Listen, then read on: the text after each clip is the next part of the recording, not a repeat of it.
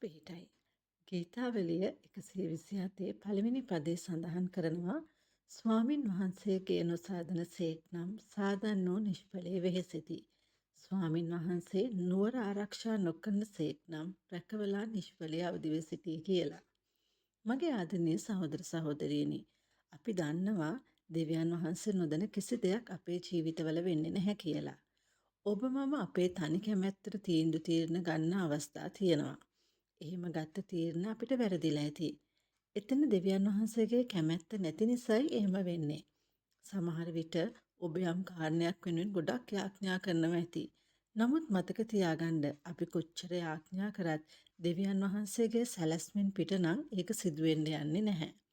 සමහර වෙලාවට අපේම හිතින් අපේම සැලැස්ම අපේ කැමැත්තට මුල් තැන දෙමින් අපි දේවල් පටන් ගන්නව නම් කාලය මුදල් පවා අපත ගිහින් නැති.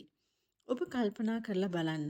ඔබ දෙවියන් වහන්සේගේ හඬට ඇහුම්කන් දෙන්නේ නැතුව, උන්වහන්සේගේ මඟ පෙන්වීම නැතුව ඔබේ ක්‍රියාවන්, ඔබේ උත්සාහයන් කොච්චර නිෂ්ඵල වෙලා ඇද්ද? නමුත් ඔබ පසුතැවිලි වෙන්න, ඔබේ කැමැත්තට ඉඩ දෙමින් යම් දෙයක් වැරදිලා තියෙනවා නම්, ඒ වෙලාවේ ඔබ දෙවියන් වහන්සේට දොස් තැබුවා නම් මේ වෙලාවේ පසුතැවිලි වෙන්න. ඔබේ ආශාව උන්වහන්සේ දකිනවා. ඔබේ ආශාවට උන්වහන්සේගේ කැමැත්ත සහ උන්වහන්සේගේ වේලාව පැමිණෙන තුරු ඉවසිලිවන්තව ඇදහිල්ලෙන් ඉන්න.